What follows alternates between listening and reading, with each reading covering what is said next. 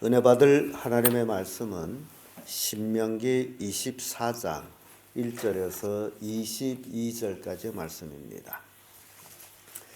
신명기 24장 1절에서 끝절까지의 말씀입니다. 찾으셨으면 교독합니다. 제가 먼저 있습니다. 사람이 아내를 취하여 데려온 후에 수치되는 일이 그에게 있음을 발견하고 그를 기뻐하지 아니하거든 이혼 증서를 써서 그 손에 주고 그를 자기 집에 내어 보낼 것이요. 그 여자는 그 집에서 나가서 다른 사람의 아내가 되리라. 그 후부도 그를 미워하여 이혼 증서를 써서 그 손에 주고 그를 자기 집에서 내보내었거나 혹시 그를 아내로 취한 후 후부가 죽었다 하자. 그 여자가 이 물건을 줬으니 그를 내보내던 남편을 다시 아시지 말지니 이 일은 여호와께 가증한 것이라. 네 하나님께서 쓰니 기업으로 지신하기서 너는 하지 말지니라. 사람이 새로이 아내를 취하였거든 그를 군대에 내어 보내지 말 것이요 무슨 직무든지 그에게 맡기지 말 것이며 그는 1년 동안 집에 한가히 가하여 그 취한 아내를 즐겁게 할지니라. 사람이 맷돌이나 문안 싸울 장난이나 전집하지 말지는 전집함이니라. 사람이 자기 형제 곧 이스라엘 자손 중 한 사람을 후려다가 그를 부리거나 판 것이 발견되거든 그 후린 자를 죽일지니 이같이 하여 너희 중에 악을 제할지니라. 너는 만국에 하여 와서 이 사람들의 사장들이 너희를 받으시 하면 내가 내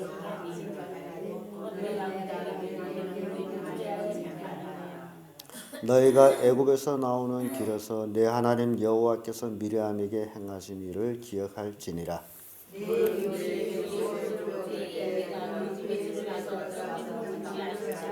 너는 밖에 섰고 내게 꾸는 자가 전진물을 가지고 나와서 내게 줄 것이며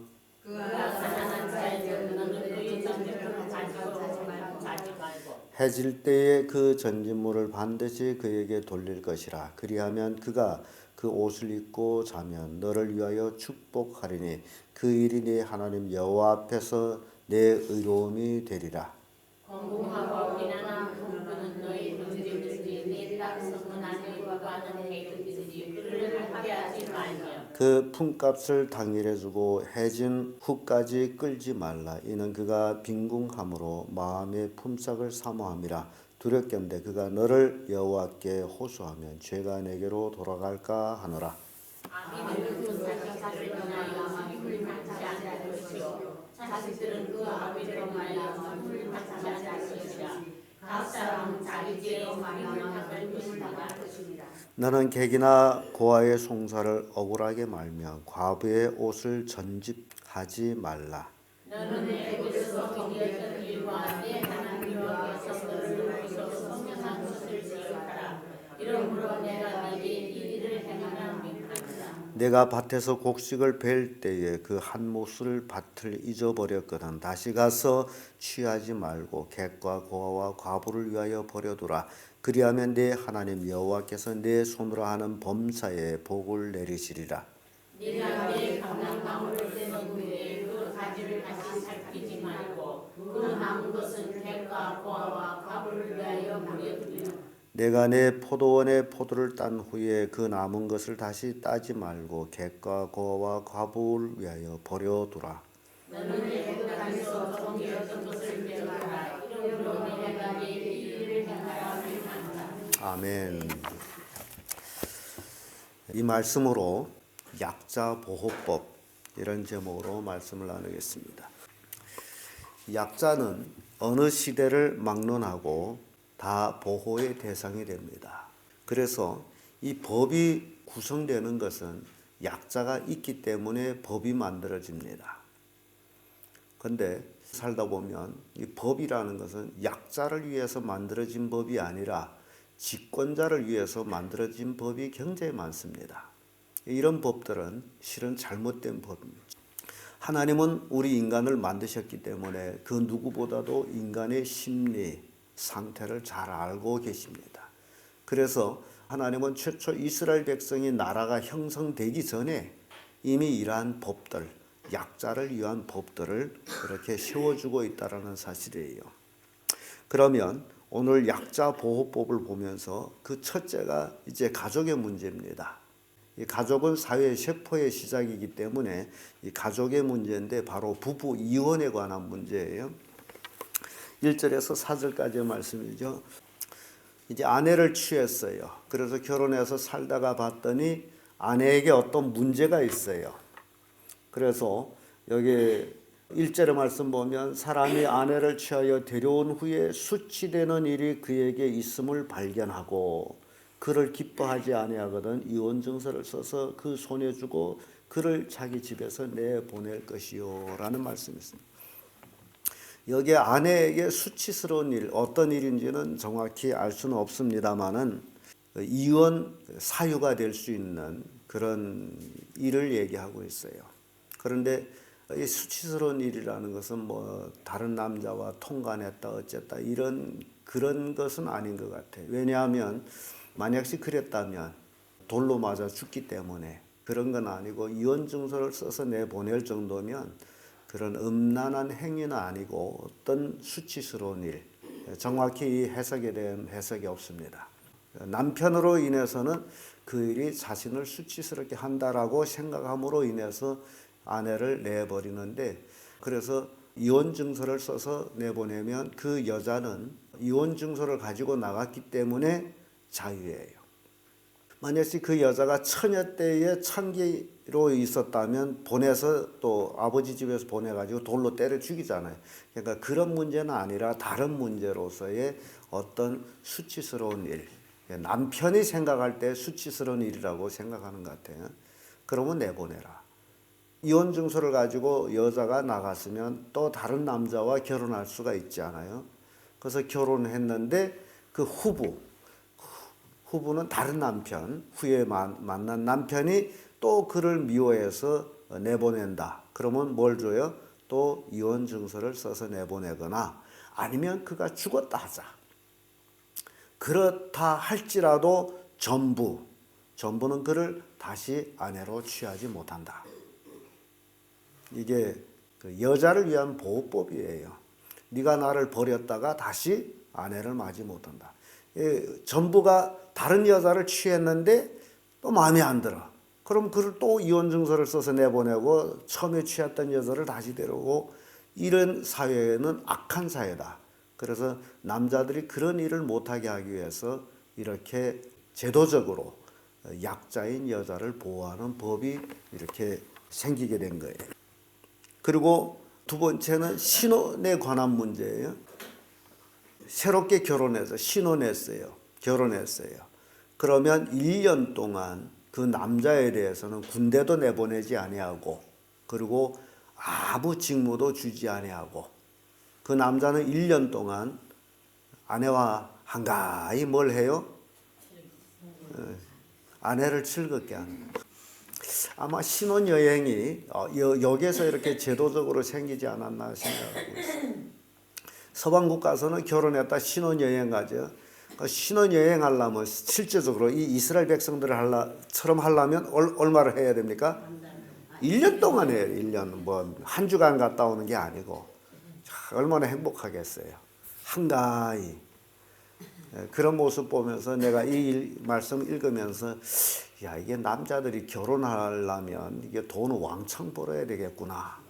왜냐하면 1년 동안 한가히 아내를 즐겁게 하려면 이 이스라엘 백성들 입장에서 볼 때 그러니까 남자는 이름 그대로 남자라는 남자가 붙었기 때문에 정말 열심히 이마에 땀 흘리면서 돈을 모아가지고 아내를 취해서 1년 동안 아내를 즐겁게 하고 그리고 나서 2년 후부터는 군대도 가야 돼요. 남자는 군대도 가야 되고 그래서 요 1년이란 기간이 정상적인 부부라면 1년 안에 뭐가 생겨요?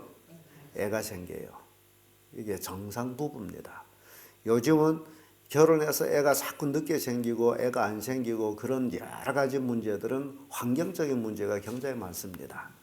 병적인 문제도 있지만 환경적인 문제가 많은데 그 주요 원인이 컴퓨터예요. 청년 남녀들이 밤새도록 컴퓨터 앞에 있게 된 불임이 됩니다. 그런데 그런 걸 몰라가지고 아직도 사람들은 거기에 매달려 있어요. 그게 주요 원인이 되는 거죠. 그래서 1년이라는 기간은 이제 임신하게 되고 애를 낳게 되므로 그 여인은 1년 동안 남편과 즐겁게 보내다가 그다음 뭐가 생겨요? 애가 생기면 그때는 이제는 여자가 아니고 뭐가 됩니까? 어머니가. 이 여자와 어머니 차이는 하늘과 땅 차이입니다. 여자는 약하지만 어머니는 어떻다? 강하다. 그래서 이게 어머니가 된 후에는 그때의 남편은 군대 나가도 여인은 안착하고 아이를 키우면서 가족을 지킬 수 있다. 이게 이스라엘 법이에요. 참 기가 막힌 법을 하나님이 이렇게 제정해 주어요. 근데 우리 사회하고 대비해 보면 뭐가 잘못된 게 많죠. 어떤 신혼부부는 결혼하자마자 애도 없는데 뭐 하러 가요? 돈 벌러 가가지고 결국 가족이 어떻게 됩니까? 깨지는 가족이 참 많죠. 이런 것들이 어떻게 보면 우리 성도님들이 성경을 잘 알고 있다면 절대로 이런 일을 하지 못하겠는데 성경을 모르기 때문에 성경을 모르니 뭐만 합니까? 돈만 알아. 그러니까 가족이 어떻게 굴러가는 걸 모르고 돈도 하다 보니 가족은 파괴되고 나중에 돈을 얻었는지는 몰라도 행복할 수 있다 없다? 없습니다. 그래서 하나님이 법 속에서 살아가면 참 가족도 행복하고 축복을 받는데 그렇게 못하기 때문에 문제가 많다. 세 번째로 전당물에 대한 말씀이 나오는데요. 이 전당을 잡을 때에 어떤 물건을 꿔주고 거기에 해당되는 전당물을 잡죠. 근데 여기에서 첫 번째 나오는 건 맷돌을 전당물로 잡지 말으라라는 말씀이 나옵니다. 왜 맷돌을 전당물로 잡으면 안 되느냐? 왜냐하면 그때 당시에 이스라엘 백성은 맷돌은 생활 필수품으로 지금은 뭐 정미기를 쌀을 싹 썰어서 뭐 슈퍼에 가도 쌀 있고 뭐 집에도 쌀 있고 그렇습니다만은 그때 당시에는 그런 공동 정미기가 없고 매일 여자들이 매일 식구들이 먹을 쌀들을 맷돌로 갈았어요. 매일매일.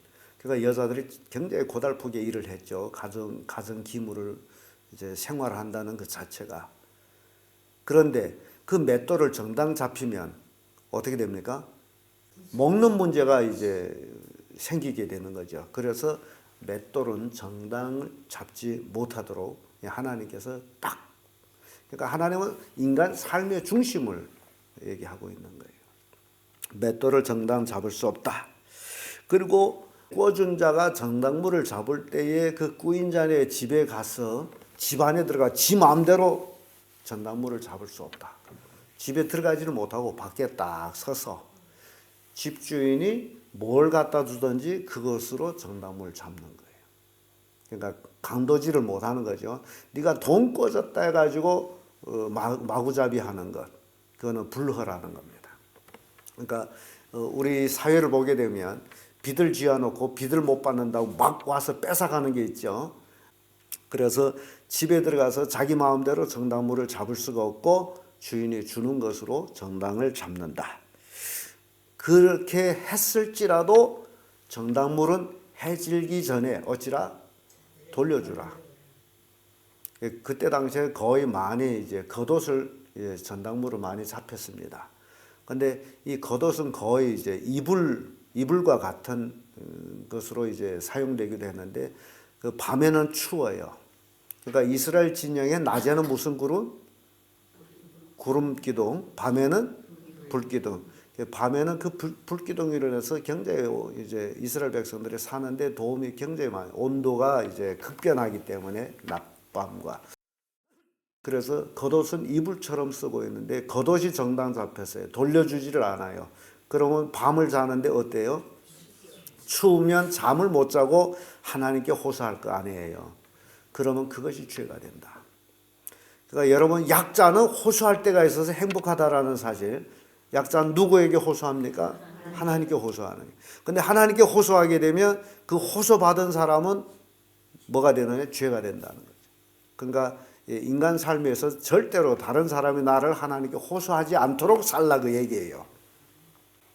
내 욕심만 채우지 말고 다른 사람이 어떠하냐라는 것까지 살펴보라. 그래서 정당물을 해지기 전에 어찌라 돌려주라. 그러지 않으면 네가 전당을 잡았다 할지라도 죄가 된다. 이게 이스라엘의 그 약자 보호법이 얼마나 좋은지 몰라요. 그리고 품꾼에 대한 것이요. 네 번째는 품꾼에 대한 나오는데, 품꾼은 돈이 없기 때문에 품꾼으로 일하지 않습니까? 싸기를 한단 말이에요. 지금 우리말로 하면 싸기를 하는데, 요즘도 그렇죠. 싸기를 했는데 저녁에 돈을 안 주면 그 다음날에 일하려 그 집 갈까요? 안 가죠. 그와 똑같이 이제 품꾼은 그 당일에 품값을 주라. 왜냐하면 그 품꾼은 그 품값 때문에 나가서 일하는 것이다.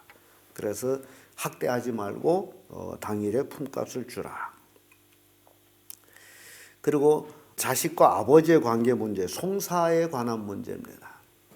아들이 죄로 인해서 아비를 죽이지 말고 아비 죄로 인해서 자식을 죽이지 말라. 그러니까 각자는 자기 죄로 이제 죽임을 당하게 되는 거죠. 근데 이 말씀은 참 오래전에 이스라엘 백성들한테 이제 광야에서 아직 가나안 땅에 입성하기 전에, 가나안 땅을 들어가기 전에 주어진 법인데, 아비 죄로 자식을 죽이지 말고 자식 죄로 아비를 죽이지 말고. 자, 이게 송사에 관한 문제입니다. 그리고 이 송사에서는 객고와 과부들도 송사가 있죠. 억울한 일을 당하기 때문에 절대로 이들이 억울하게 송사를 억울하게 하지 말라. 그러니까 법관으로 있을 때는 누구보다도 더 객이나 고아나 과부의 송사를 귀담아 들고 그들을 송사를 억울하지 않게 재판해 주는 것. 왜냐하면 그걸 억울하게 하게 되면 그들은 누구에게 호소해요? 하나님께 호소해요. 그것이 죄가 된다. 그리고 구제에 관한 것들이죠. 가난한 자들에 대한 이제 구제. 그러면 추수하는 문제가 이제 생기는데, 추수할 때에 밭 한 떼기는 그대로 내버려 두라. 왜 그래요? 없는 사람들, 고아나 과부나 와서 걷어다 먹게. 참 얼마나 자상한지 몰라요. 그리고 또 감람나무에서 열매를 땄는데 한번 땄으면 그러면 다시 따지 말고 또 놔두라. 포도밭도 마찬가지죠. 포도송이를 땄는데 지나갔으면 다시 돌아서서 그걸 따지 말거라. 누구를 위해서? 가난한 자, 또 고아, 과부를 위해서. 그들이 와서 먹도록. 실제적으로 관홍들이라면 나무에 가끔 과일들을 안 따고 놔둡니다. 좀 이게 마음이 너그러운 사람은 왜 놔둔지 아세요? 과일을 다 따지를 않아요. 왜 그럴까요? 다른 사람 뜯어 먹으라는 게 아니고 새들이 먹어라. 야, 이게 여러분요, 좀 이게 여유로운 마음을 가지고 사는 게, 이게 우리는 서로 어울려서 사는 거잖아요. 새들도 먹고 살아야 될 거 아니에요. 그럼 그들도 먹고 살아야만이 벌레도 잡아먹고 뭐도 할 거 아닙니까? 근데 새들을 먹이를 안 주게 되면, 사람이 먹이를 안 주면, 예를 들어서 새들이 없어졌다, 굶어 죽었다. 그러면 곤충의 피해는 누가 봅니까? 사람이 보는 거예요. 그러니까 이게 똑같아요. 어울려 사는 세상이에요. 이 지구촌은 인간만 사는 것이 아니고 사람이 살기 위해서 하나님께서 모든 것들을 만들어 주셨어요. 이게 어울려 살도록. 그러면 사람이 만물의 영장이므로 이 모든 것들을 관리해야 될 것이 사람이에요. 근데 사람은 자기 배때 채우기만 위해서 모든 걸 싹싹 걷어들인다면 결국 망하는 건 자기다라는 거예요. 제가 흑룡강에 있으면서 그 중국 사람들이 그 배포 그 하나 참 정말 기가 막히게 저는 배웠습니다. 그들이 굉장히 성경적이에요. 거기 밀밭이 엄청 큰데요. 밀 수확하다도 한 떼기를 그대로 버려둬요. 성경 그대로예요. 그래서 탈곡기가 저 이제 수확이 그 밭에서 끝났다 하면 그 밭으로 이삭꾼들이 들어갑니다. 그러면 이삭꾼들이요, 농사한 것만큼 이삭을 주어요. 제가 그때 소학교 때인데 우리 그 콩 갈 때 계속 콩이삭을 주셨어요. 오후문 나가서 콩이삭 주서 학생들이. 근데 전교 학생들이 나가서 콩이삭 줬다 보니요, 그 한 해 콩이삭을 주세요. 우리 운동마당에, 학교 운동마당에 콩무지가 학교 운동마당에 꽉 찼어요. 우리가 농사를 안 했어요. 뭘 한 거예요? 이삭을 주었는데 운동마당 그 큰 마당에 산더미처럼 콩이삭이 장져졌어요. 여러분 상상하세요. 이 어떻게 이런 일이 있을 수 있느냐 말이에요. 그런데요, 거기 하도 밭이가 많기 때문에 콩을 6일항을 이렇게 빼가지고 한 일항에 이렇게 두 일항 사이에 이렇게 무재 놓잖아요. 그러면 이제 거기는 큰 마차가, 그때는 차가 없을 때이므로 마차가 콩을 이제 실어가죠. 중앙으로 가게 되면 양짝에 두 줄 콩이삭을 양가대 차자가 이렇게 긴 게 있어요. 그걸 복 찍어서 이렇게 올려요. 마차에다가. 그런데 어떻게 올리느냐? 그 콩무지 이렇게 크지 않습니까? 그럼 양가달 차자를 콩무지 중간을 찍어서 푹 올리고 절반 안 올린 거는 버린 거예요. 콩무지가 이런데 절반 올리고 절반 놔두고 가는 거예요. 굉장히 성경적이죠. 근데 성경적보다도 더한 거예요. 근데 콩을 대장도 와 그걸 보고 말을 안 해. 그렇게 실어가는데. 그래서 콩술기가 이 밭에서 다 실어갔다. 쫙 나가면, 근데 이삭꾼들도 법이 있어요. 콩 실을 땐 절대 밭에 들어오지를 않습니다. 콩술기 딱 떠나면 밭 주변에 쭉 있던 이삭꾼들이 쏙 들어와서 쑤는데 그게 이삭 쑤는 겁니까? 자기 농사한 걸 가져가는 거지. 누가 와 가져가든지 상관없어요. 뭐 자기 소대 사원들만 가져가야 된다, 그게 아니에요. 중국 사람들 그렇더라고요. 누가 와 가져가든지 일단 마차가 떠난 후에는 아무나 와도. 그래서 그때 당시에 저 남방 지역에서 가난한 우리 소위 말하는 쌍동 그러잖아요. 그런 사람들 와서 3년 만에 다 부자가 됐어요. 이삭 주워가지고 그렇게 살게 하더라고요. 옥수수도 마찬가지예요. 옥수수도 6일항을 이렇게 한 무지씩 만들어 놨지만 옥수수 따도 절반만 가져가고 절반은 버려도. 거기는 농사 안 하고 이삭만 주워 먹어도 살아. 근데 조선족 밭은 어떠냐? 이삭 하나 없이 싹 걸어가요. 근데 잘 사느냐? 그렇지를 않아요. 이게 거기서 내가 배운 겁니다. 근데 이 성경 봤더니 바로 이 성경이 그런 얘기라고요. 없는 자들을 위해서 남겨두라. 그러니까 우리가 내가 돈을 번다. 내가 돈을 많이 벌었다. 내가 부자다. 하나님께서 나한테 물질을 얻는 복을 주셨다면 그건 나만 쓰라는 게 아니고 누구를 보살피라는 거예요?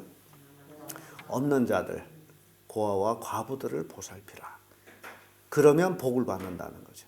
그러니까 여러분들이 하나님의 이제 약자 보호법을 우리가 보면서 될 수 있는 한 내 배만 채우고 내 새끼만 얻진다, 그게 아니고 정말 여유로운 마음을 가지고 없는 자들을 위해서 나 있는 걸 가지고 나눌 수 있는 그런 마음을 가질 때에 하나님의 축복이 여러분 것이 된다는 사실입니다. 오늘 이렇게 인간 사회에서는 약자가 보호받아야 되고 약자가 도움을 받아야 될 그 법들을 하나님께서 신명기 24장에서 쭉 우리에게 말씀하고 있습니다. 그래서 이런 그 약자 보호법 여러분들이 마음속에 잘 간직하고 없는 자들을 보살피는 그런 성도를 되기를 바랍니다. 기도하겠습니다.